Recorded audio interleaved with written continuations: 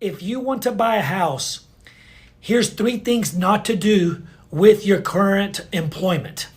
Number 1, don't have gaps in your employment. If you stop working, okay, if you want to buy a house in the future, okay, and you stop working for whatever reason, don't take a long break. Okay, don't take months. It's okay, maybe a week or 2 weeks, but when the bank sees a 3-month gap, 6-month gap, they don't like that. And that could be the very reason why you don't get qualified for your home. Number 2, don't make a drastic change in your industry. Okay, for example, if you're a teacher, don't quit being a teacher to go be a waitress. Don't quit being a teacher to go into, I don't know, construction. Okay, it needs to be similar. Okay, your job title needs to be similar.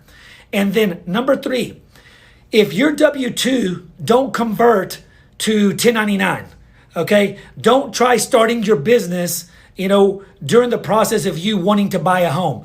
Because the minute that you convert from W-2 employee to you opening up your own business, or you going to work for somebody and now you're going to be 1099, you have to wait 2 years.